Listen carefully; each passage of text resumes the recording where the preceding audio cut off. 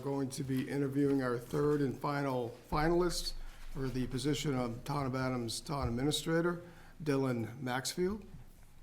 Are you familiar, for this position itself, have you read through the town charter and the related acts and the bylaws? Okay. Yep. So you understand what the position responsibilities are? Correct. Okay. All right, so with the way this works, as with the other two candidates, is there are 10 total questions. Each board member will ask 2, and they will be concurrent as we go through this. To get started, could you please tell us about yourself, your work experience, and why you are interested in this position? Yeah, absolutely. Say a little bit about me. I'm from out east, a little town called Millis, Massachusetts. I grew up there. It's right near the Framingham area, for those who are unfamiliar. I moved out to attend school at UMass Amherst in about 2014, and then I really liked the more western part of the state, so I stayed. I've been out there for about the last 11 years. I went out there to get my degree. I got my degree in business and information technology, and I worked for many years in the IT field. I had done that up until the pandemic, and then after the pandemic, I knew I needed a shift. I was trying different things, and then I had actually found I had been volunteering for city government kind of the whole time, and then I ended up making the switch into city government professionally. I've been doing that for about the last 2 years with the city of East Hampton, and very quickly into that career, I knew this is where I had wanted to be, and started looking, well, where in this career field do I really want to go to? And I had met with the Amherst town administrator and talked with him about the career. He had a lot of good things to say about it. He had recommended that I take this class with the MMA and Suffolk University. It's that management leadership class that I think you've seen on my resume there. So I completed that earlier this spring, and now the question is, what's the next step from here? And then I had been approached about this job out here in Adams, looked at the community and thought, this is really kind of a unique place, and how I ended up here before you folks today. Okay, forgive me, I just want to go through, introduce ourselves. Okay.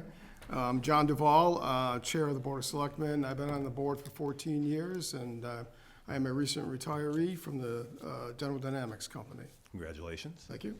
Ann? I'm Ann Bartlett. I've been on the board 1.5 years. I'm in my second year. I'm a business person, retired from over 50 years in town, and that's it. Christine Hoyt. I serve on the select board here since 2017, so I'm 8.5 years in. I also work at One Berkshire, which is the Regional Tourism Bureau, Economic Development, and Chamber of Commerce for Berkshire County. I currently serve on the MMA Board of Directors as well as the Maya Board of Directors, and currently serve as the chair of the Berkshire County Selectmen's Association. I'm Jay Meswar. I'm the newly elected select board member, elected in May. So get my feet under me. And for my day job, I'm a physical therapist at Berkshire Sports and Physical Therapy, which is located at the North Adams Hospital. Hi, my name is Joe Novak. I've been a selectman for 13 years. I had a career with the Commonwealth of Massachusetts as a forest and park ranger, working most of my time on Mount Greylock. I was on the Conservation Commission for 30 years, and I've also lived in Adams my whole life, and a big part of who I am is to give back to my community. Wonderful. All right, so we'll begin the questioning. We'll start with Ann. Communication is a critical part of the town administrator's role, especially in a town that has faced challenges with trust, morale, and transparency. How would you communicate with boards, committees, staff, the media, and the public? I'll stop there, and then there's a little more to it. Yeah, absolutely. I think transparency is very important, and communication can be difficult in just getting the word out there. I know where I work in East Hampton, a big thing I like to do when it comes to communication. One, prompt responses is number one. Somebody reaches out to you, don't leave a voicemail for days, don't leave emails for days, get back to people, even if it's just to say, I'm not sure what the answer is, let me look into it. And then following up, of course, is very important to that as well. Using, in the modern age of the internet that we have today, really making sure that you're utilizing that. I know just very recently, we had a decision that we'd been working on at the planning board for many, many months. As soon as we had that decision filed with the city clerk, the very next thing I did after that was make sure that all those documents were scanned and then compiled with the whole appendix and everything and uploaded to our website, so that way within an hour of it making to the city clerk, anyone interested could find it before they even get the letter in the mail saying, hey, we have this decision. So it can, just making the information readily available to people with the means that we have, I think is good. And then making sure that we communicate that people know, they come in, hey, where can I find this? That very quickly people learn, oh, it's readily available on the website in a way that's easy to find, that people aren't, going in and going through some kind of archaic search system where it's like, well, it's technically there. It doesn't matter if it is, if people can't readily find it. So just making sure that those passive communication for information is available to people. And those are really the big ones. And then hearing feedback of when people come and they say, I couldn't find this information. Why couldn't you? What was the stumbling block? Is this something that we can address and then implement based on, individuals in the needs, the individuals in the town, what their needs are, and try to handle it that way. Okay. And how would you rebuild trust and keep everyone informed and engaged, particularly when dealing with controversial or complex issues? I mean, it's always tough when you do have controversial issues where even if you are transparent, you're forthcoming with it, it can be difficult where people don't like what the results of the process are. Again, I think it is keeping with the transparency, letting people know how it got to this point. What were the rules involved? Was it a zoning issue? Was it something coming out of our the special acts that this is why we do it this way? Kind of making that clear and saying, if this is something that you feel is an issue, these are the ways that it can be remedied. And just making sure that the process is clear, because I'm sure, as we all know, you'll never have a process that makes everybody happy. It just has to be clear why it's this way, how it's this way, and what can be done if somebody has an objection to it. Okay, thank you. Number 2, reflecting on your research, what do you consider to be the key opportunities and challenges facing the town of Adams? And how would you begin to address these challenges as town administrator? And there's one more after that, but you can answer that part first. Yeah, absolutely. So I'll start with challenges. I know as a administrator coming in here, I've been talking to folks. It sounds like some people are going to be getting ready to retire. So I know staffing is going to be something that a new town administrator is going to have to deal with quite readily. I think a lot of this is going to be working with, if hired onto the jobs, one of the first things I would be doing would be really working with all the different departments and really seeing how do they operate, what's their culture, who's involved there, who are the players, and really trying to understand what their needs are. That way, as we get into staffing, especially for leadership positions, I'll have a better understanding of how that department works and who would be best to go into those positions. So that would be something I'd really be looking to do kind of right away. I know I came out last weekend just to talk to some folks in town. I had stopped over at AJ's, was talking to the bartender over there, Jason Ryan, I believe was his name. Ask him, what are the challenges that you see here facing the town? I know one of the things that he had mentioned, and I actually heard this from a couple other people as well, was no indoor recreation for the winter time. I think he mentioned, if you want to go play a game of basketball, you got to go to one of the surrounding towns. So, that might be something kind of in the long horizon. Where can we, assuming we can get the funding for that, trying to pursue that, trying to get some more indoor recreation, because so I want to go over to a little bit of the strengths. Outdoor recreation, especially when the weather's nice, that is a strength that Adam has unlike any other community. I think Mount Greylock is something very unique to Adams. Every town, all 351 communities, would say that they want to have great outdoor recreation. Adams got something that none of them else have. I think Greylock Glen is an incredible opportunity. I've been up there twice now to see that. I came out about a month ago to check that out.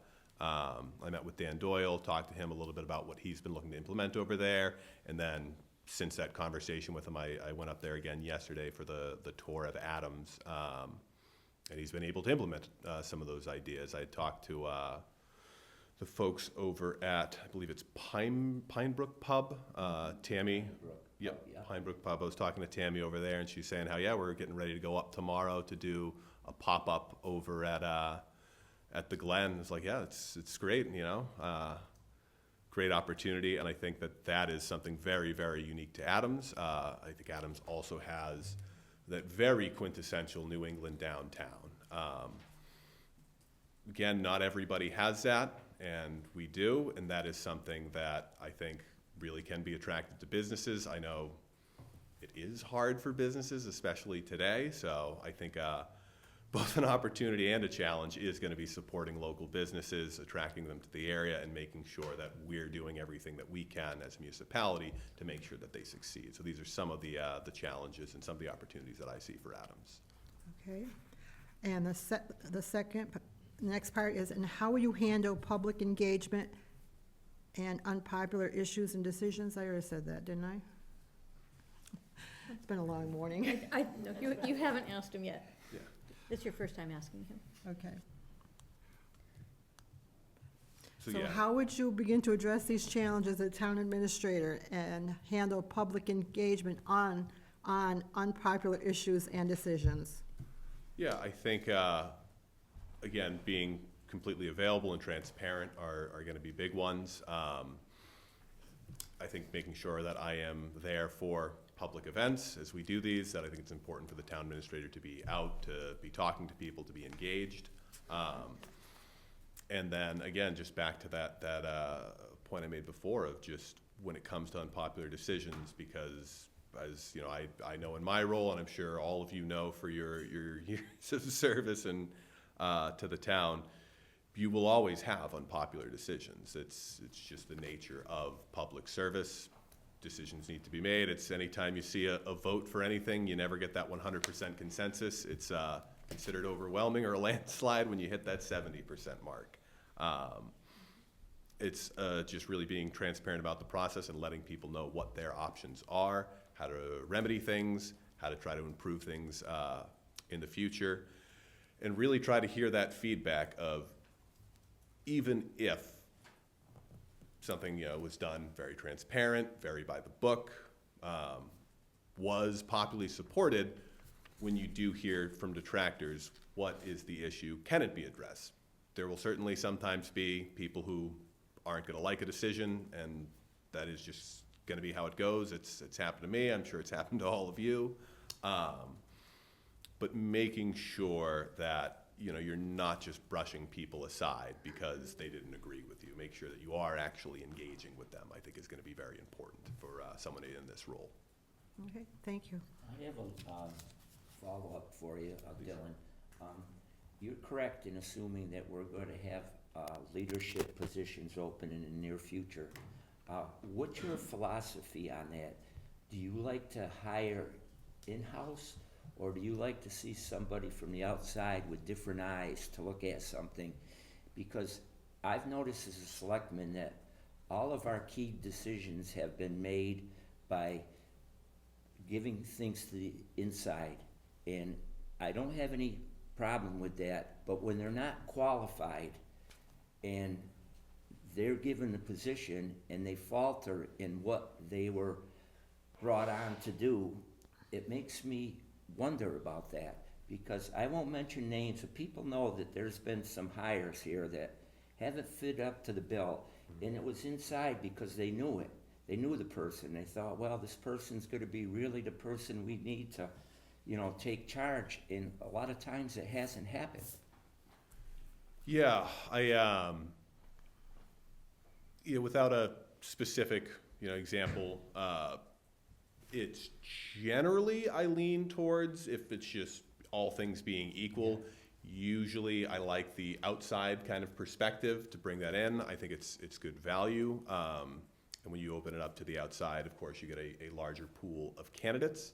But that's kind of more broadly the philosophy. But, you know, when rubber meets the road, it's going to be who's applying, what do they bring to the table, and it's that, you know, that case-by-case basis for hiring, because I can see cases where, you know, I've definitely seen, you know, in my career, not just here in municipal, but in my IT career before, where, you know, I've seen that outside person or the inside person passed over when I think they really were that strong candidate, and then I've seen the inverse where I saw the inside person kind of move up because, well, it was their turn, not that they were really the person for the job. So you can see it go both ways. Again, just no information, which would I lean to more instinctively, usually outside, but again, it's that time that person is in front of you. If that internal candidate is the person who, say, you know, you had a vacancy in that leadership position and you had that person step up, they were doing the work and they were excelling, that is a case where I've seen that happen, especially in municipal government, where, you know, they've done interviews, they've brought people in, they've talked to, you know, 3 different people, they didn't do the hiring, and then who was that person who's been doing it the last 10 months, 12 months? And then I've seen that person move up, and then usually that person has excelled. So I can definitely see cases where, yeah, it's clear the internal candidate is the person, but yeah, case-by-case basis is really what I would say. Okay, thank you. Absolutely. Yep. Yeah, I am next. I just looked out. Anybody have any follow-ups? Because I got caught last time. Christine, you had a follow-up and I felt bad. Okay, so I have 2 questions, and here they are. First one's pretty short, so I'll read it and you can digest it. Please share a specific example of success you've had in economic development. What lessons did you learn from any setbacks or failures? Yeah, I mean, kind of in my role with economic development, it's generally going to be more so as people will kind of shop around. So I do land use and planning is kind of what I specialize in my role currently. And yeah, I'm fielding calls all the time from folks about, you know, oh, hey, what's going on with this property? What can be done there? And really trying to get some information from them. Well, you know, what are you looking to do? Kind of what's your idea? What's your vision? And as I hear ideas that are kind of addressing what the stated needs are of the city of East Hampton, you know, we want housing development is kind of a big one that we're really pursuing right now. Making sure that certain people don't fall through the cracks. As they say, hey, we really want to do this. You know, it's easy to take a call, take down some information. Hey, if you have any other questions, give me a call back. But as you kind of get, you know, bigger projects, that this is something that, oh, this is something the city very much would like to see.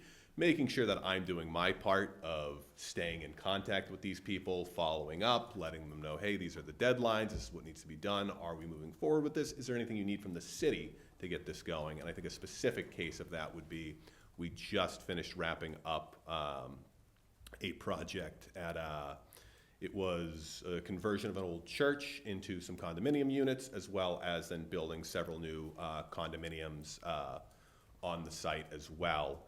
And this was something where, again, we'd heard calls from lots of people about this property being sold. There was a developer who's well established in the city, who's had a lot of success developing. This is somebody who we had been able to, once he had purchased the property, really made sure that we could work with him to get that project underway, get that developed, and this was something where I had really tried to help shepherd this project along. So not just in the narrow scope of, you know, myself and the planning board, but really trying to work with fire, work with the Conservation Commission to make sure that all the pieces were all moving to get this developed. And this is one that we have just completed that project last month. And yeah, they've already broken ground on this, so this is something that I think is going to be a big benefit to the city. It's all homes that are within walking distance of the downtown, walking distance of all the businesses, so it'll be kind of really trying to hit that goal of greater housing development while also trying to hit that goal of actually being a walkable city. So this is something that I'm proud of my part in this, which sometimes, my part here is just really making sure that nothing's getting snagged and, kind of the bureaucracy that we have to do. That is important. Fire, conservation are very important, but you want to make sure that it's getting through there. So, yeah, that's something that I would say was a recent success. Okay, and anybody have any follow-ups on that question? Okay, so please, get your pen handy on this. This has, got 3 aspects to it, and I'm going to read it slowly so you can think a little bit, because it's hard, because I'm getting tired listening, to be quite honest with you. So, here you go. How would you approach building a responsible, transparent budget that balances infrastructure needs with taxpayer concerns, given the timing of this hire and the fast approaching fiscal year 27 budget? That's one of 3 questions. Next is, what would your priorities be, and how would you communicate recommendations to the Select Board and Finance Committee? That's number 2. And number 3 is, how would you approach a budget deficit? So while you're thinking about that, I'll read it in total now. How would you approach building a responsible, transparent budget that balances infrastructure needs with taxpayer concerns, given the timing of this hire and the fast approaching fiscal year 27 budget? What would your priorities be, and how would you communicate recommendations to the Select Board and Finance Committee? How would you approach a budget deficit? Got it. So the first part of building a transparent budget that balances, the needs, infrastructure.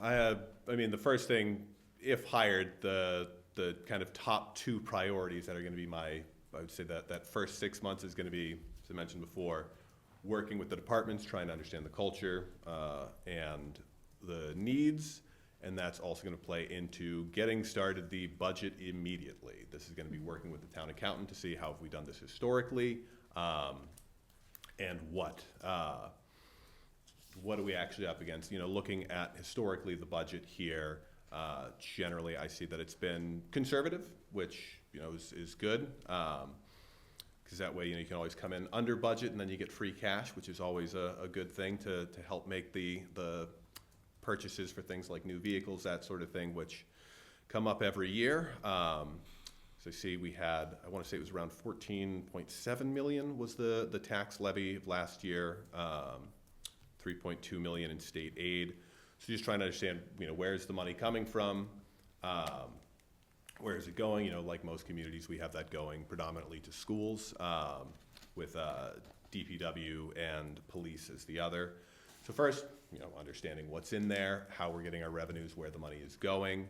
And again, making sure that I am communicating that to all interested parties. How are we doing it? Kind of what is that process? And I think as I'm going to be going through it with the town, kind of right off the bat, I am happy sitting in front of boards explaining to the nitty-gritty what my day-to-day is in building this budget. There's nothing I am looking to conceal, because as I'm jumping into this, I want to be very transparent with it, because it is possible I might be making a mistake somewhere, so I want that to get caught fast and rectified quickly.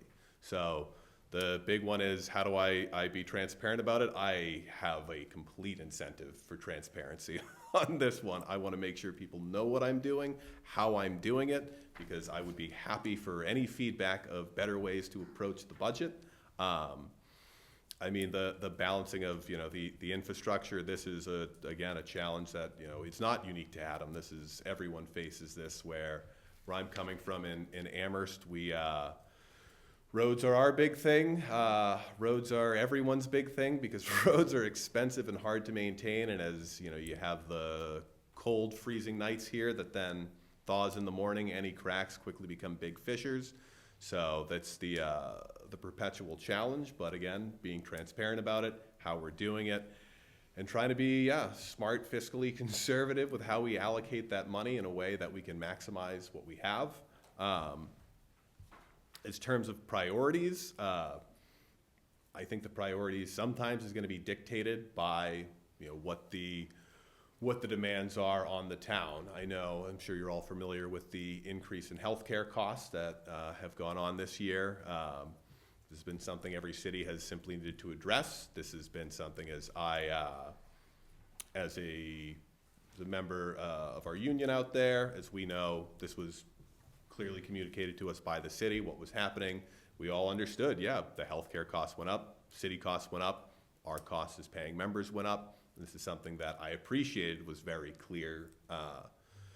clearly communicated to us as members. So this is something that I want to make sure, again, that transparency element, why are we doing what we're doing, and use that to, the feedback that we would receive from different boards, different committees, and members of the public, use that to help shape the recommendations, and also a realistic picture. What is the money that we're bringing in? Like, we have the budget that we have to work with that, and clearly communicate that as well. And then a budget deficit, if we end up with a budget deficit, which if hired, I hope I will be doing everything to make sure that we're not running into a budget deficit. But again, we've had economic downturns in the past where our land valuation was one thing, it drops, now we're over our levy ceiling and we have to reduce the budget. Like, that can happen.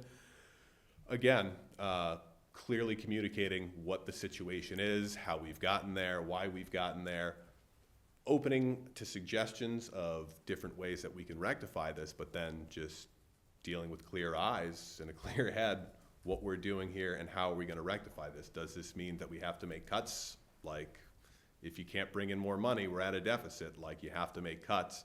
Trying to be clear and be fair about how we do that, and really the top priority being balancing the needs of Adams. If you have to make a cut, it's very difficult to do, but where do you do that from? How do you do it clearly, fairly, and in the town's interest?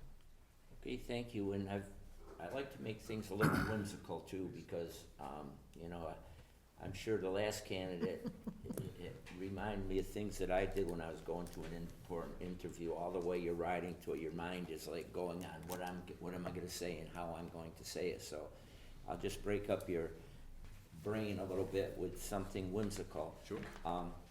You're a younger man, and if you were going to start a biography about yourself, what would the title be now, with knowing you've got a long way to go in your career? Ooh, wow. That is whimsical. What would the title of my biography be?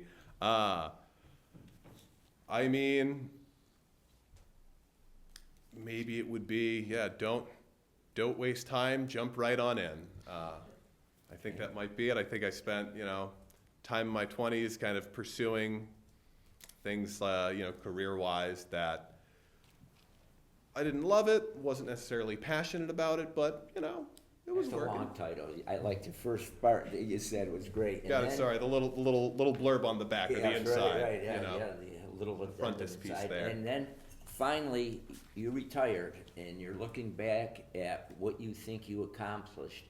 What would be the last sentence of your biography, which you hope it will be? I hope it would say a job well done, as long as we're keeping it in this theme. Okay, very good, thank you. Dillon, I want to thank you for coming out this morning and for your interest in this job, first and foremost. My first question's on the shorter side. What is your vision for the town of Adams over the next 5 years, and how would you work with the select board to achieve it? Absolutely. So, I want to be frank about kind of my vision for the town of Adams. At this point, is really more my vision for the town administrator of Adams, because as I'm coming into a new community, I certainly have ideas that work for East Hampton. I certainly have ideas that work for Amherst, where I live. I think a big portion of coming out here is understanding really what are the needs, and more importantly, what are the desires, the vision of the folks already here. I don't want to come in with this idea of saying, I want to develop lots and lots of housing for Adams, or I want to really turn us into a tourist destination, right? Because maybe I come in here and you're all sitting there being like, God, I do not want to be a tourist destination. I mean, some general visions of things that I would say I would really want to make sure is a vision of Adams is that housing is still affordable here. This is something that the closer and closer you get to Boston, even where I am in Amherst, housing has continued to get unaffordable. I want to make sure that people who want to come to Adams can live here, and that we can be an attractive place that families do want to come here, that this is a place that is a desirable community to live in, but again, not becoming that effectively gated community because our home prices have just shot through the roof. So this is a priority that I'd like to implement as a town administrator. But a big thing that I would like to implement as well is to be effective as the town administrator in being able to carry out the vision of folks like yourselves on the select board. You know, I'm a big believer in our form of government where you have your political class and you have the administrative class. You know, the political class really is the ones who can say, hey, this is my vision for the town, this is what I'm trying to do, this is how I'm trying to achieve it, and the residents of the town can vote for that vision and they can support it. And then as you know, as yourself, somebody who's new here to the board, I'm sure you don't have all the ins and outs of zonings and all the committees and everything like that. So the part of the job that then falls onto us, the administrators, to say, well, what is your vision? Excellent. You've hired me here to be able to execute that vision. I know what the internal mechanisms are. I know who the players involved are. I can say, make the recommendations of, hey, you should talk to this person. I can set up these meetings. You know, we need to, if you're trying to develop some type of project, I can say, you know, this is the grants that are available to us. This is how we can pursue it. And kind of my vision here is to be a town administrator who this body could come to and say, this is the vision. You know, it's your job to help carry that out, which isn't to say that, you know, if I were to come in here, I'd say in about 5 years, I may have a better vision for where Adams is, and that's gonna be developed by what the needs are of the town and what the desires are of the people who live here is really what my vision for the town would be. Any follow-ups? We're good? Yeah, I'll have a follow-up. I don't know you, Dillon, so I went on, you know, the website to read a little bit about you, and you're running for a council seat? Yep. And you mentioned housing, and I didn't get it, but there was a newscast, and I forget what it was, and there was progressive people for housing, and you were in the list of people that were liberals. And your thing about housing concerning the University of Massachusetts, that you'd like to bring housing outside the immediate area of University of Mass and bring it into the town so that they could get, you know, monies from the kids that are, you know, living right in Amherst itself. Mm-hmm. And it was said that by doing this, people already can't afford housing in downtown Amherst. So how would you parse that? Because to me, housing is a very important thing for everybody. So you got put in, there was a progressive wing, and when I think about progressive, that's out to the left, but you were a neoliberal in your stance on that. And it was kind of equally balanced on who was for what and their reasons why. So tell me a little bit about how that worked. Yeah, I can certainly give you a little bit of my. No, make it short, but I'm just wondering, you Yep. know, because housing is important to me, but as far as, you know, bringing that into it. So let's put Adams as downtown. We don't have any homes here on Adams. We have some apartments that were newly, and there's a few houses strewn along. So tell me how those concepts that you alluded to in your campaign can be brought to Adams in a more micro situation. Absolutely.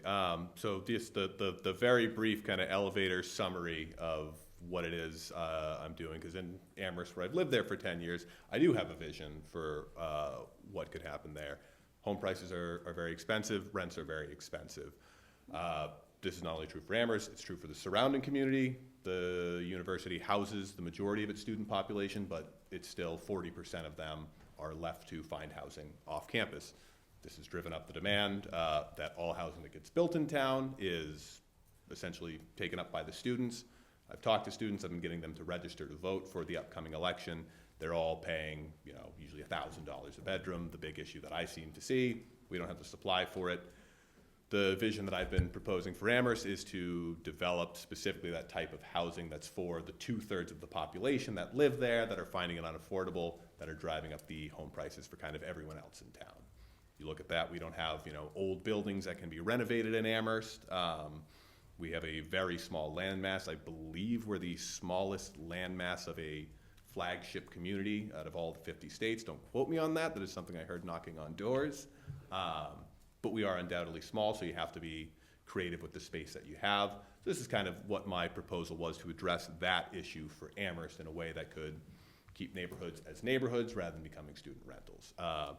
For something like here in Adams, when I've been chatting with people, there are some old mill buildings in town. This is something that, for example, where I work in East Hampton, there's been a lot of success in renovating old mill buildings. We have, we call it the Eastworks in East Hampton, where it's now a mix of retail space as well as residential. So, you've got, some of your nuts and bolts. We got an RMV there, which is very convenient. We've got it's a little mini golf course that's explicitly sober. They say, you can have a beer upstairs, but if you do, don't come on in here and play. So, it's got a little bit of a charm character in some of the businesses they've got there. Restaurants, of course, are there as well. But then you also have a lot of condominiums in there. You've got some rentals, and right now we have done a lot of work in actually bringing a lot more housing online, and then we still have some more on the way. And this has been, kind of a good way in East Hampton, that through this redevelopment, we've been able to get more grants from the state in terms of infrastructure redevelopment, so we can get more for, our aging water and sewer system. So something like that might be kind of more appropriate for Adams, where we have these old mill buildings here, as opposed to, say, somewhere like Amherst that is facing a totally different set of pressures. We don't have that student pressure. We don't have that necessarily lack of developable land. So, would that be characterized as neoliberal? I don't characterize myself that way. I usually say I'm pragmatic. From my book title of kind of jump right in, I spent, I think, a lot of my earlier life being a lot more idealistic, and then I hit that certain point where I realized I'm not getting anything done and I'm just boring at parties. So I've decided to shift instead to being more pragmatic. What can we actually do to get some done? What's the objective? What are we trying to achieve? All right, what's the best way to achieve it? And that, I feel like, has been my approach in Amherst, my approach in East Hampton, and that's an approach I would like to bring here to Adams as well. Okay, I'm not labeling anybody, but that's what the author of that piece, I think maybe you must have read it, you must be keeping in track of all the things that are written about you. And Yep. I just found that of interest because it's, it's a big concern everywhere. Yep. On to the next one. All right, so it's a three-part question here, Dillon. I'll give you the first part and let you answer that first. How would you support downtown revitalization and help leverage projects like the Greylock Glen to strengthen the local economy?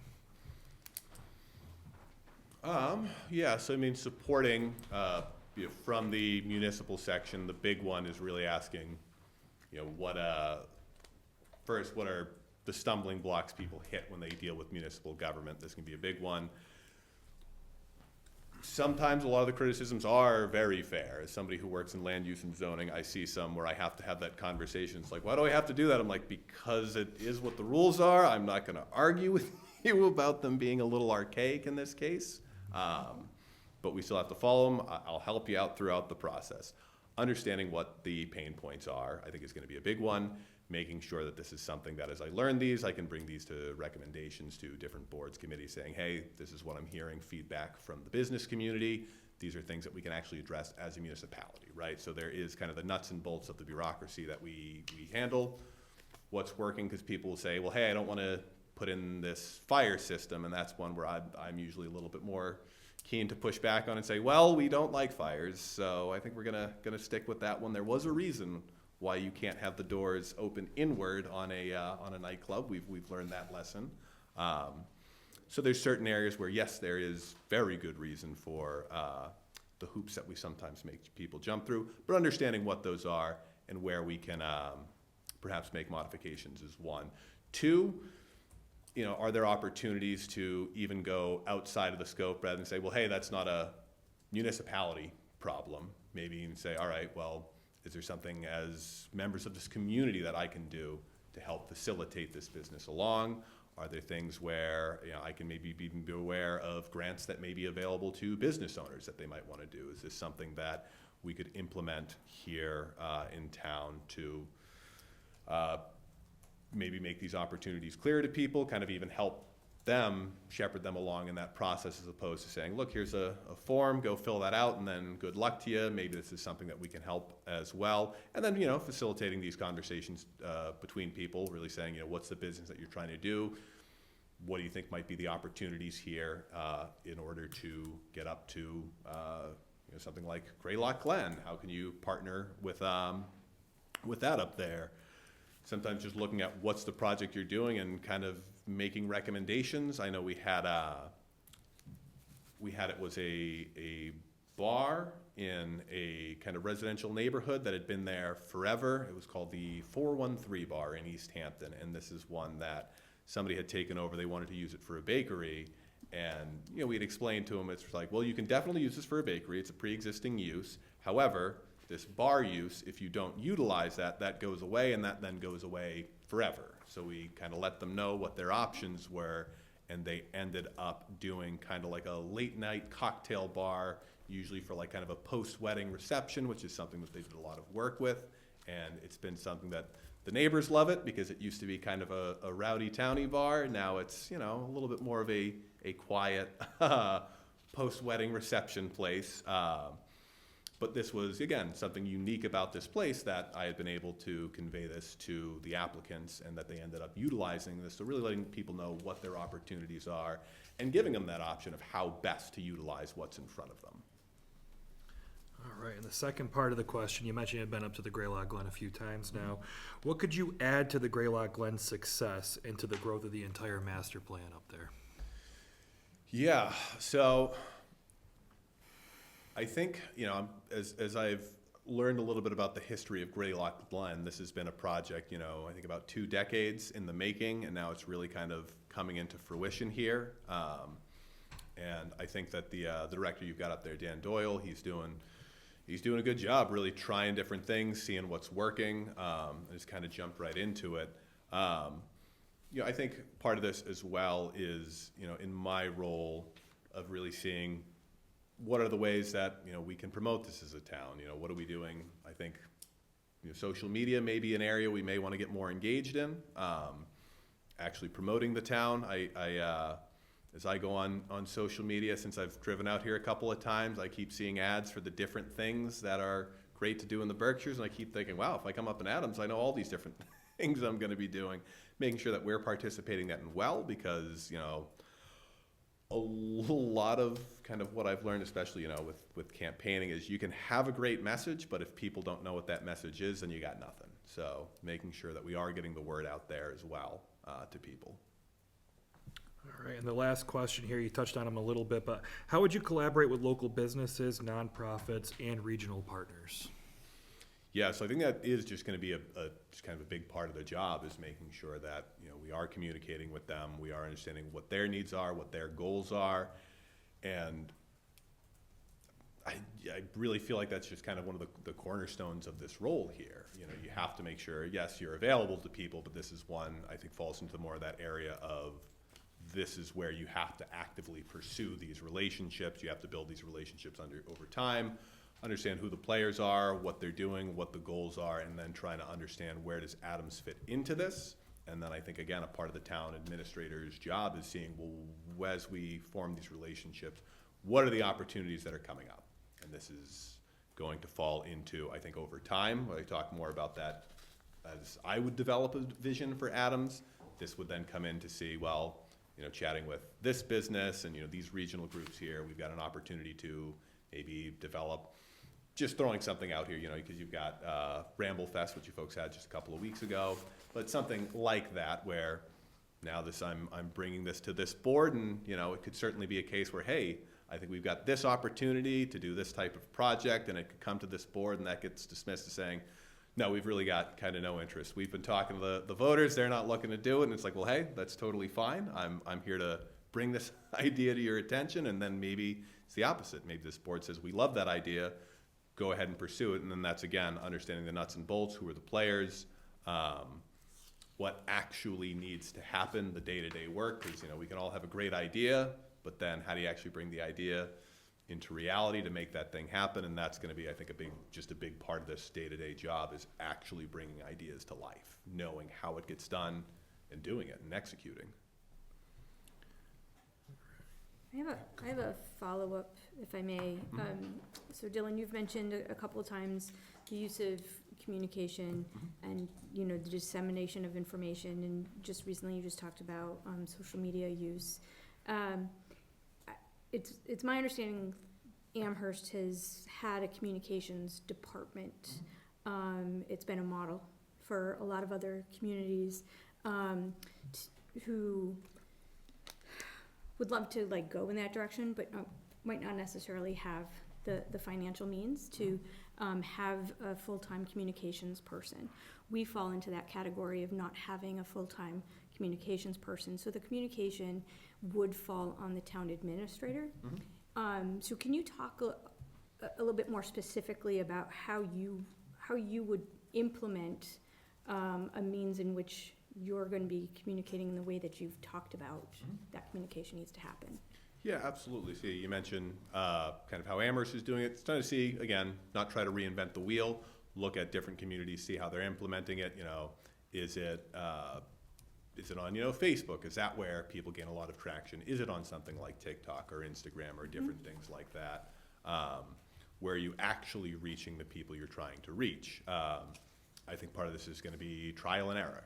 Like, can't be afraid to try new things, and then if things don't work out, you know, I could definitely see a situation in where we have, you know, a kind of defunct Instagram account because that's just not where we were reaching the people who would be interested in finding out about what the town of Adams is up to. So I think just really kind of the big parts there, see what's working for other communities, reach out, actually talk directly with these communities. I think a big part of the town administrator job is going to be talking to your surrounding communities. I know if you folks were to hire me, I'm going to be on the phone a lot with surrounding town administrators to kind of get advice on certain things. And this would be just another approach of that communication within, you know, the municipal network here in Massachusetts, what's working, what isn't working, and then trying it ourselves, because what, you know, might be working for Amherst, we could follow that exact model and just not get a response, because ultimately these things are built on the feedback they get as they do this, and see what is working, what is the messaging, and trying that out. So trial and error, I would say, would kind of be the opener to how I would get there. Appreciate that. So I have the next questions. How would you, so you're coming from communities that are structured differently than the town of Adams and our government. So how would you describe the ideal working relationship between a town administrator and the select board? And then the second part of that is, how would you implement board decisions even when your professional opinion may differ? Yeah, absolutely. Well, I will start by, I said this recently at a forum in Amherst, is that my favorite form of local government is select board town administrator. I think it's the best way to handle local government. I understand, you know, the value of something like a mayor, city council. What I really like about the select board town administrator is that rather than concentrating all the executive authority into one person, because, you know, you do get the efficiency of that, you know, essentially elected town manager in a sense. You, in this case, get to keep much more representative authority in the select board, and then you get to keep a lot of the efficiency functions by having the town administrator. But the town administrator ultimately is that. They are the administrator. It is your folks' call on the executive. And much like in my current role where I work with the planning board and I work with the zoning board of appeals, I have made recommendations to the zoning board of appeals that they have rejected and gone a different way, and then I'm happy to say, absolutely. This is your call. I am here to write up the decision and make sure that it's carried out. Generally, I like to be clear about what my objections are, how I am coming to this conclusion, but this is something, whenever we have a new member appointed to our planning board or our zoning board of appeals in East Hampton, I always reach out to set up a time to sit down, kind of talk about what the objectives are, kind of what their responsibilities are. And one thing I always say in these meetings is, I'll let you know if what you're trying to do violates state law. I can't stop you from violating state law if you folks so choose. But I always say, you're not a rubber stamp. I will tell you what I think, how I'm getting there, but you folks are here to make that decision. I am here to advise you. I am here to support you. I certainly hope that if I'm making professional recommendations that it would be valued by the board, but I completely understand what this structure is where, yes, I am the administrator. I am here to carry out the will of the executive. I am not the executive. Here to help, but I have no objections with carrying out the instructions from the board that go against what might be my personal or even professional recommendation. It's really just very much a core to the job that talking to town administrators, you hear that they're like, hey, made my recommendation, they went a different way. I'm happy to do my job. So yes, that's all part of it for me. So speaking of our job, setting policy and strategic direction based on input from the town administrator, staff, legal counsel, other boards, and citizens is one of the Board of Selectmen's core responsibilities. The board should work with the town administrator to hold annual workshops to refocus these efforts. So based on your municipal or business experience, how would you prepare the necessary information, input, and guidance for the board's 2026 Policy and Strategic Direction Workshop? Yes, so I think for the 2026, I think would be a lot of, well, how did we do it the year before? I'm gonna go with what's familiar to the folks who are involved so I can kind of understand what the process has been previously. So if you folks were to hire me, I don't expect revolutionary changes to the workshop in the coming one.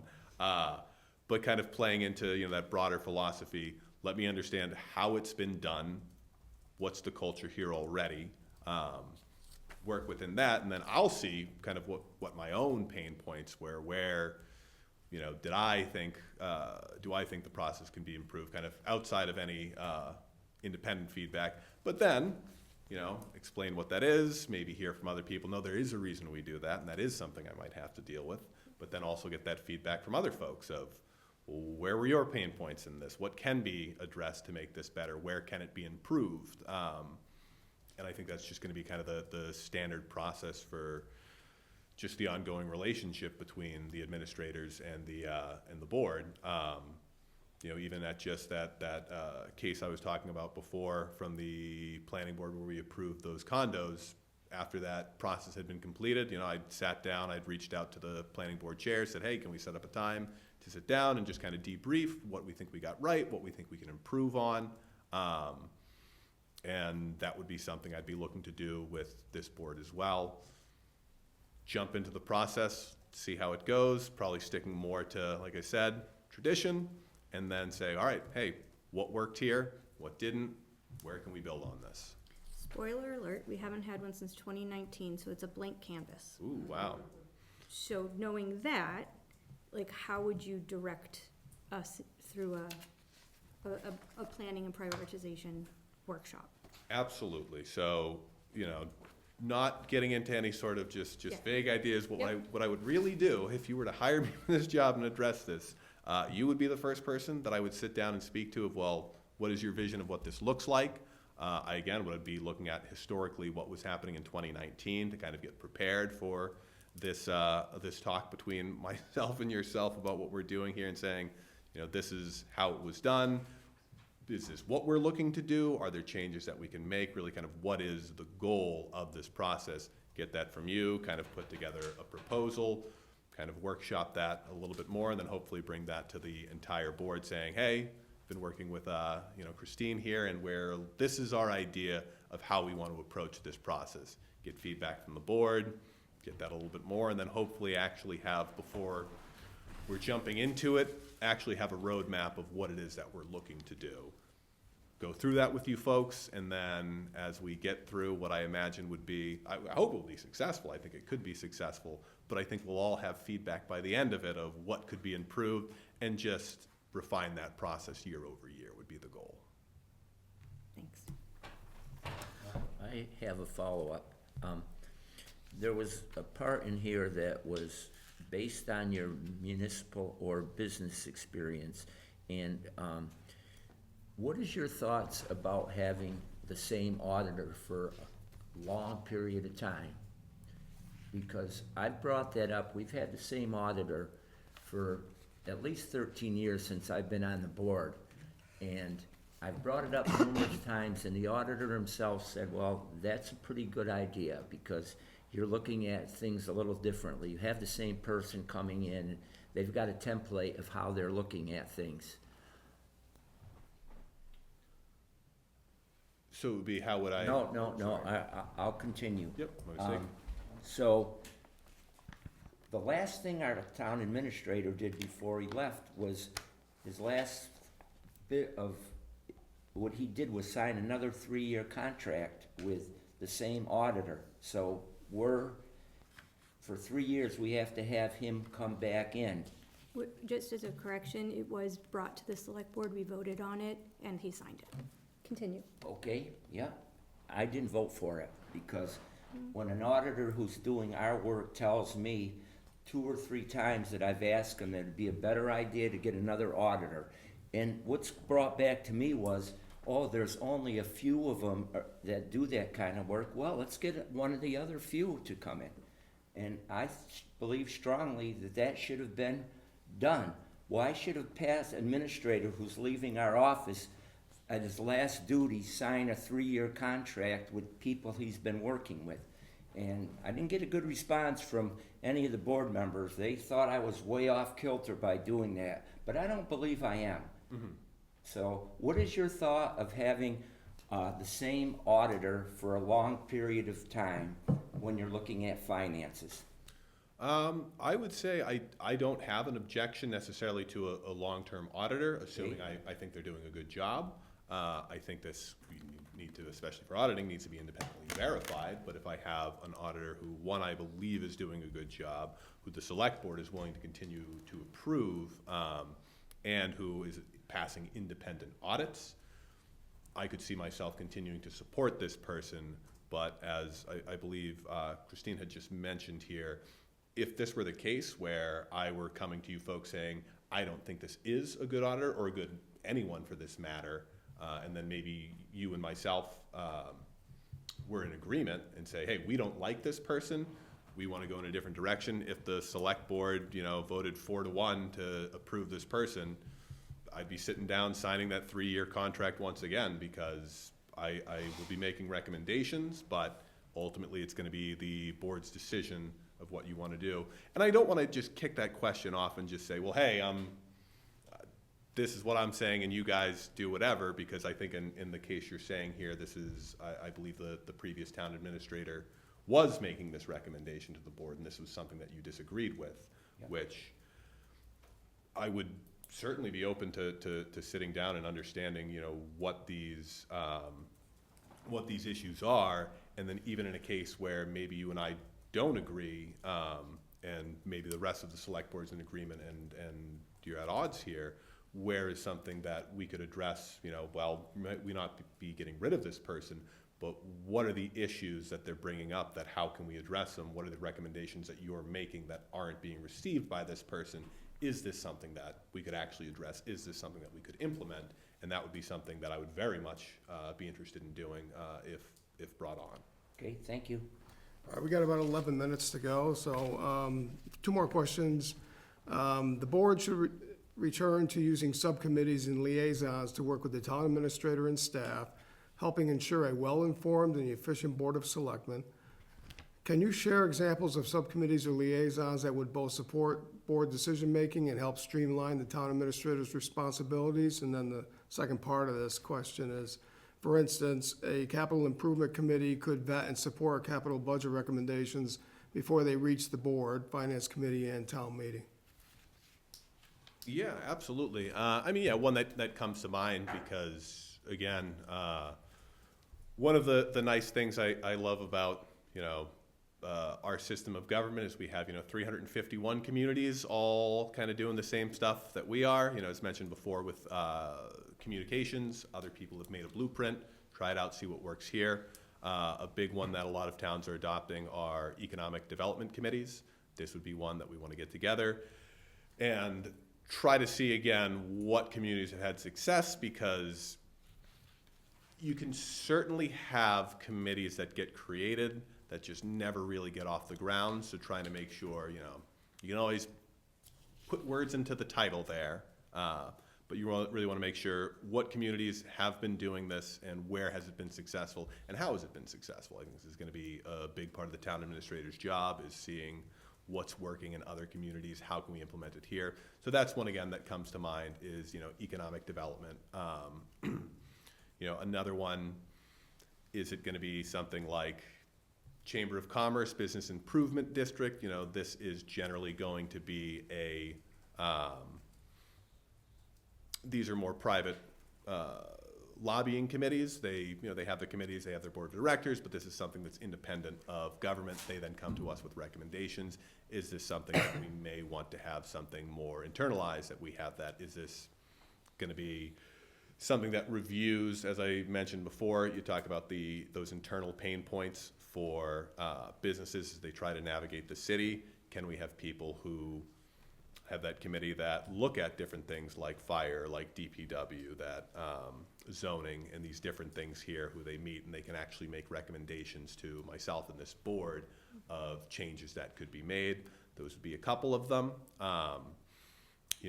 Housing, as I mentioned before, for myself, housing is housing affordability is a part of the vision that I would want to bring, making sure that what we're doing in terms of housing, you don't want to develop in such a way that where, home prices, again, become unaffordable. You want to make sure you're doing it in such a way that, generally speaking, people really want to preserve the character of the community. I don't think anyone here in Adams is looking to become, a city with tall buildings, skyscrapers, anything like that. How can you develop over time while still maintaining your character? Housing is a big one, so I think a housing committee, housing production committee would be one. There's just a couple that come to mind as we hit different challenges. Where are things where, again, talking about transparency, as we hit different issues, is this something where, as a town administrator, that's my job, I should go find out this information?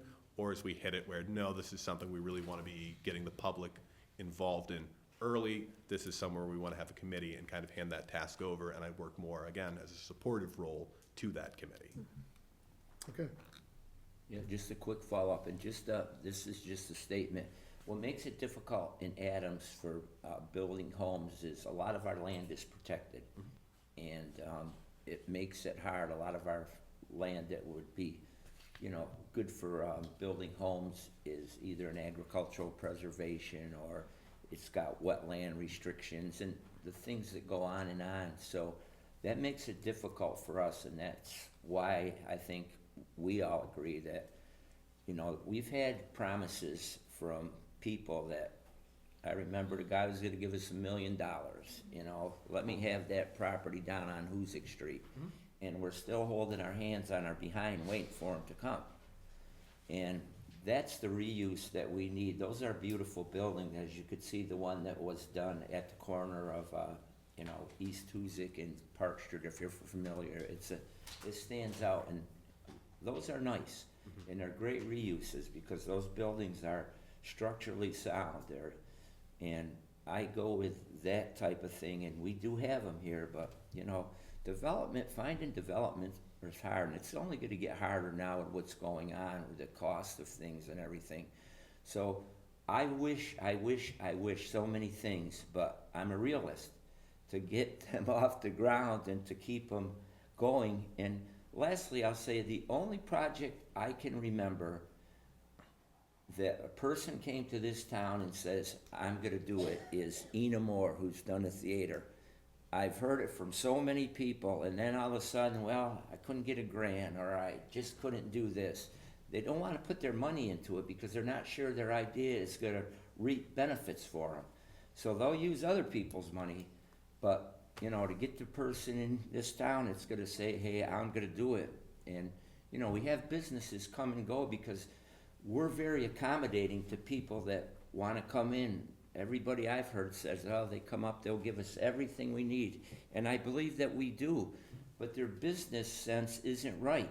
You're not gonna open up a little shop that are selling knickknacks in a meat and potato town where, you know, people got just enough money, a lot of them, to eat, pay their bills, their rent, or their mortgages. So finding development in a town of any consequence when people want to use their money, it's a tough sell. Yeah, no, I agree. It's a challenge, you know, not just for you folks. I've seen it out in Amherst as well. You mentioned we have folks who don't have you know, that business sense. I know we had them. I'm not going to name names of a business, but we had a business that opened, restaurant, brewery, but this was on the Board of Licensing Commissioners, and when they had come to us, they had asked for, it was like a farm brewing license where they can just sell beer. And we were not at the cap. It doesn't cost more money to get the full liquor license.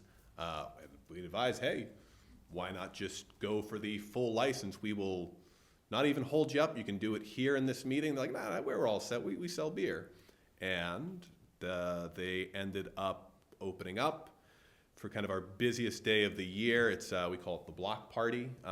That's, you know, our big day in Amherst. And they had one bartender on. It was his first day.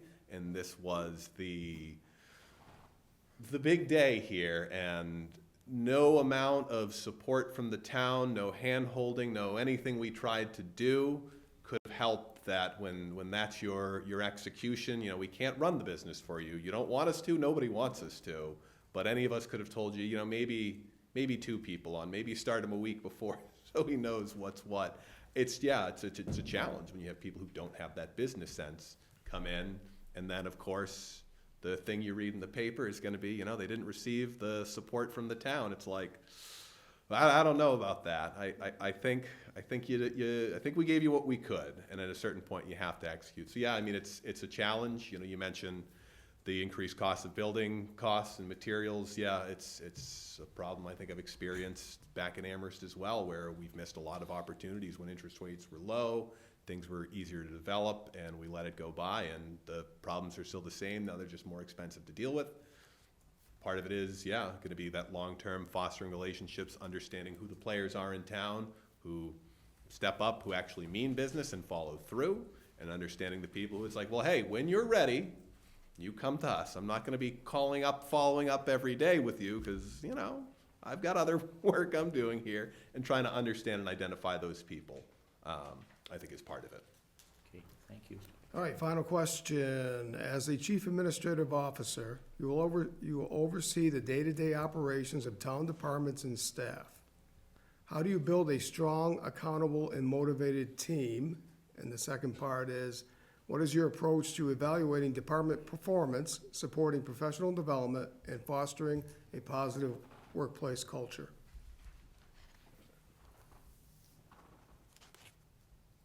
Yeah, so the first part there, you know, how do you actually, you know, build the team? Kind of in my experience, when I was still working as a senior analyst for Synovian Pharmaceuticals, my job, my actual day-to-day really was project management, and a big project that I'd been working on over there was we had these 2 massive data centers. You know, we'd switch a lot of stuff to cloud computing, a lot of stuff to just a different way that we were approaching it. And we had to decommission several servers that essentially we were going from 2 data centers down to 1. And this was, you know, sometimes kind of felt a little bit like herding cats, where you've got people who are very busy, they have lots of other responsibilities, you have people working across different teams, different things were on these servers, but it was no one in this project that I was managing was my direct report. I wasn't anyone's manager, but I still had to, you know, give directions to people, what it was that they had to do and get it to be done in a timely manner. So, part of this was, the buy-in from people, talking to people, hey, this is what we're doing, this is how we're doing it, and getting that from them. What is your schedule looking like? Are you working on any big projects right now? Is this something that, I'm talking to the Linux team. I know you guys are implementing this, this new update right now. I can work with the Windows team instead, start there, and then I'll get that, let's touch back in, June or whatever it is. Making sure that I'm following up with people, saying, well, hey, it's June now. What are we actually doing? Are we moving forward on this? And a big part of that was just kind of getting that buy-in from people to make sure that they understand that I'm not dictating to them, that they get what the job is and what needs to be done. And they're saying, well, yeah, of course we need to do this, and moving forward that way. When I served on as chair of Board of Licensing, we were working, I had to work closely with fire as we were working with food trucks and ways to address the the needs of the businesses, what they were doing, the impact on residents, as I know we were dealing with an issue with very loud generators, but then with fire as well. So, actually reaching out to people to make sure what is the goal that we're trying to achieve? How do you folks do it? Again, if I were to be brought on in this role, like I said, the first couple of months is going to be understanding what the needs of the department are. What are people trying to achieve, and how have they been doing it? What are their struggles? And trying to understand that is going to be kind of that first step in building a team. Understanding who the team is, understanding what their culture is, and then actually implementing what solutions are that they need. Hear from them. What are they up against, and what can we do? What is feasible? Understanding kind of the opposite side of it. I know sometimes you may hear complaints of things. It's like, well, we need this, this, and this. And I know that's not financially in the budget, but what can we do to address these concerns? So I think a big part of building is, going to be talking to people, understanding what those needs are, and supporting them as best I can as a town administrator. And then evaluating, this can sometimes be sometimes it's very straightforward, sometimes it's a challenge, because, how do you evaluate how good the police perform? Do you measure it just in terms of crime, where, well, I didn't see any crime today, so the police must be doing a great job. It's not always the best metric. It is trying to understand what is the day-to-day, what are they actually achieving, what are the issues that we want them to solve, and are those issues getting solved? I think are going to be, kind of the big ones in there. But when it comes to evaluation, making sure that you do have clear metrics of how we're evaluating people. You can't necessarily evaluate the DPW based on how bumpy the roads are. But, once we do have funding for a project, how well are we allocating those resources? How quickly are problems getting solved that are within their purview and their ability to actually solve? So trying to figure out what's achievable, and then after that, is that actually being achieved? Okay, any follow-up questions from the board? Here's your opportunity to ask the board questions, and any member can respond to your questions you have. All right, wonderful. As I was asked before, what's my vision for Adams? I hope I've been able to express that my vision is more so being able to execute what your vision is. And now I'd really like to know from you folks, what is your vision for Adams? Where do you see it going in the next 5 years, the next 10 years, and then kind of that long-term, what do you think is really the identity of Adams, and how do we preserve that going forward? Well, I'll lead. I'm not a fortune teller, that's for sure. And there's just so many things nuts and bolts of things. They're always changing. I mean, Adams has been quiet little Adams for, some time. And I think what's really hurt us is our transportation networks. Because people come down Route 2 and they get over to Williamstown, Massmoka, and then they book back out. And then people coming up the Turnpike might get up as far as Pittsfield. And we're the void in between. And I'm hoping that the Greylock Glen will remediate that to some respects, along with the theater, because she's seeing a lot of people from out of town coming in advertising, word of mouth is the best thing I think I can. Somebody says, boy, I went to that theater, it was great. Next person in her family might want to come up and do it. So we're not going to be any more industry-based community. So we have a God-given outside our nature. And sometimes that's a difficult thing to harness because you have purists and then you have developers. So finding an in-between is tough. And in Adams, we have to get to a point where we get back to where we once were. It's hard. I mean, when I was a young man, I'm 74 and I've lived here my whole life other than going away to graduate school. You could walk around Adams and you could buy underwear, you could buy shoes, but then with the advent of the big box stores, things started to slide a little bit. Our industries had left, filling a void. Our population has continued to dwindle.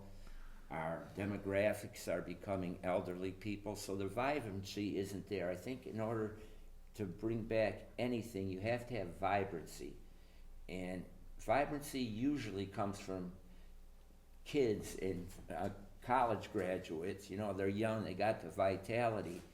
And so looking ahead, I think that we have to get better anchor businesses in town, because we have the standard one. Ann can attest to it. Her restaurant was good. It was family business, and they made a nice living for themselves.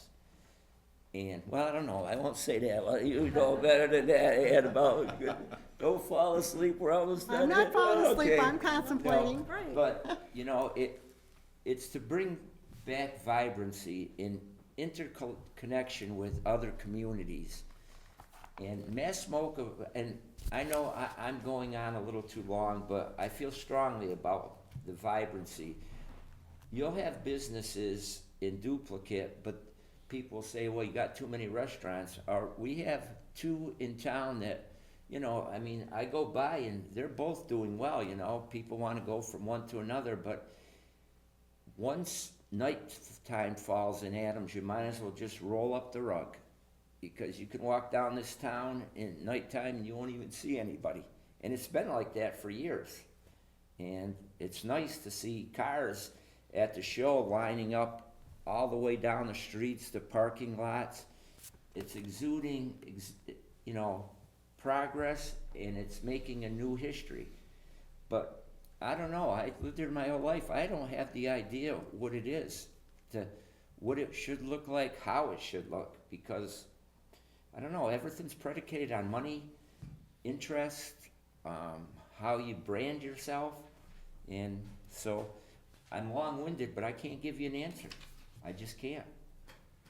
And I won't be around all that long to worry about it, but I'd like to think about the future generations here, so that, because a lot of people come back to this community after they've gone to college, kind of getting near the end of their career, because they miss their family members. They want to come back. And you see that quite often.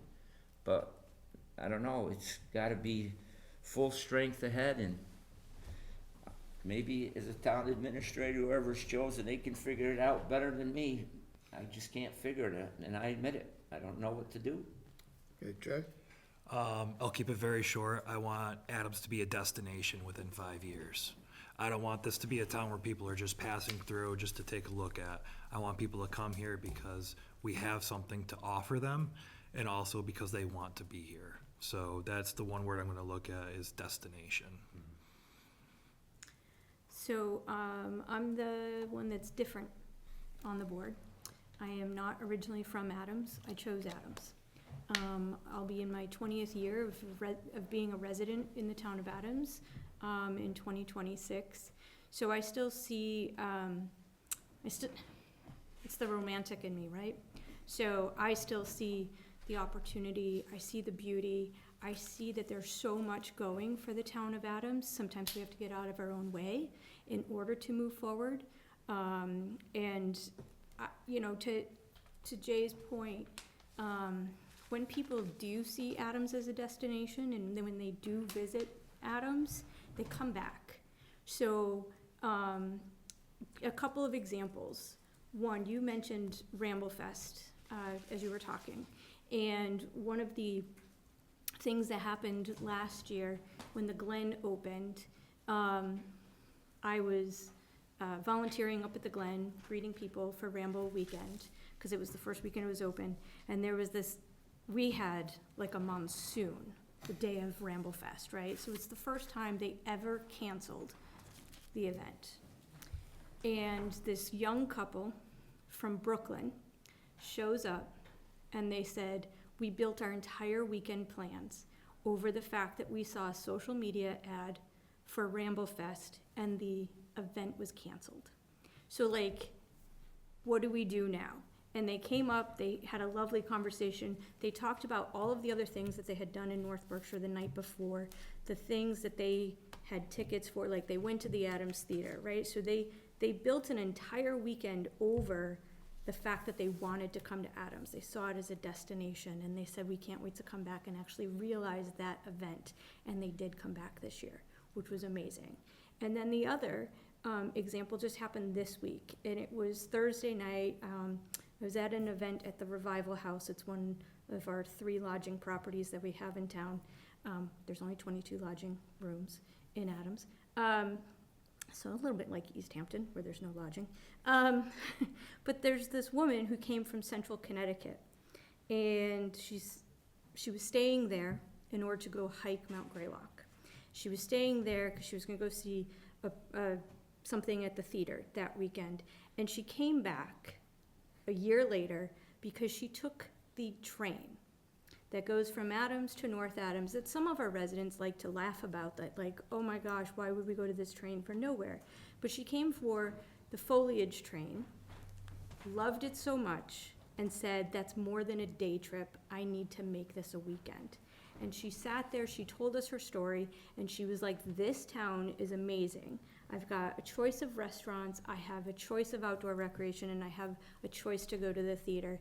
And it's because I was on that train and I got to hear about all of that and I saw all of that. I came back and now I get to experience it. And we set her up with a couple of people who put her on the right trails to go and hike the mountain yesterday, and she absolutely loved it. So like, we can be a destination for the masses. Right now, we're the destination for the few, and there are so many of us who see the beauty and the opportunity here in Adams, and I'm just looking for somebody else who matches that kind of, I guess, enthusiasm for the town. I was long-winded too, sorry. Passionate. But my family has been in town. My father started the business in 1950, and we closed in 2019, right before COVID. We retired. My brother and I have always saw a vision with the mountain. The theater has added to it. But one thing we learned as a business is you have to learn to change with what's changing around you.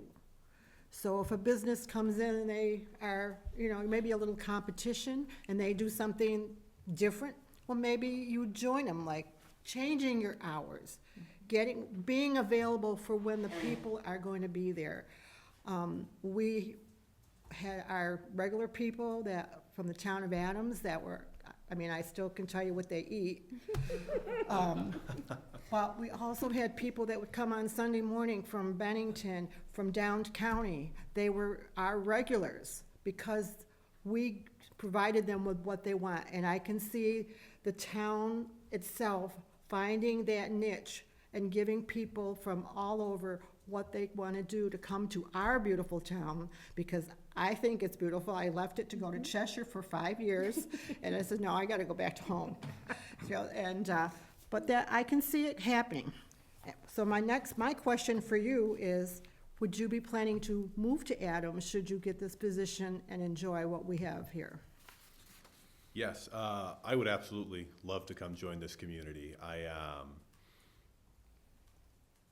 I know long-term, I want to be a town administrator, and I know, you look at my resume, I am still newer officially to the world of municipal government, but something like Adams, I don't think is going to come up every day.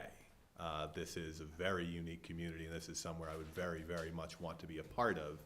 And one thing I do want to address here, because I know it's come up, because I am, running for town council in Amherst. I want to be clear about 2 points here. Number one, which is if I were elected and you folks were to go with me, it would be the most wonderful challenge I'd ever have to deal with.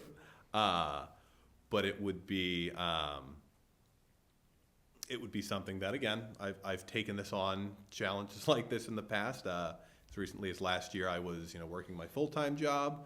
I was working a part-time job on the weekends bartending. I was serving as chairman of the Board of Licensing Commissioners, and I was attending the MMA Suffolk program all at the same time. So I've usually got a full plate. So should it be the case that I were to be elected and to be hired by you folks, it would be navigating that for the time being, but it would be very clear that I would be coming to Adams afterwards, which would be really my goal. This is a very, very unique place.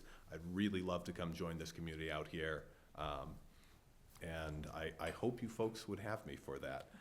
And the other point as well that I kind of want to just say, just so you can all kind of have my internal thinking on this, I've lived in Amherst for about 10 years. It's a wonderful community. I like it a lot. Part of the reason I'm running is a very strong base in the community. This campaign, which again, once I finish this, I go back and I knock on doors before the sun goes down. It is putting forward what my vision is for that town, but also understanding that I don't think the Vegas odds are in my favor. I'm in it, I'm running, I'm doing it. But I understand kind of what I'm up against here as well. And generally I know that kind of after this, there's a change coming for me one way or the other. I would very much like to join this community. I think this is really an incredible town. Lots of communities want to say they've got what Adams has, but they don't. Just driving around today has been absolutely wonderful. I've made a couple of trips up here to get ready for this interview. This is now my 4th time coming to Adams since hearing about this opportunity, and every time I keep driving around, I think, boy, oh boy, I really hope I can join you folks here. So yes, to answer that question, my long-winded way of saying, yes, I would move to Adams if you folks offered me the position. All right. So based on timing, do you have any closing remarks? You may have given some of those already, but do you have any closing remarks? And if you do, could you please stand up, face the camera in the audience, because they've pretty much seen the back of you for the last hour. Got it. So we've got this one here. Yeah, if you, any closing remarks, anything else you'd like to say, something that wasn't talked about, if you don't mind just standing up and... Yeah, absolutely. Yeah, I mean, I want to say thank you all so much. Thank you to the select board for bringing me in today and talking to me. Thank you, folks from the community, for coming on out to hear what I have to say. I hope you like what I've had to say here. I hope that I will be seeing some more of you folks in the near future. I really would be excited for this opportunity to come here and to work with you folks, and I would be absolutely honored to be your next town administrator and to be a part of this wonderful community that we have here. So, thank you so much. Thank you. Okay. The board will be deliberating and making their final decision on this Wednesday, October 29th at 6 p.m. This meeting has concluded. Motion to adjourn. Motion to adjourn. I second. Yeah, I'm getting tired myself.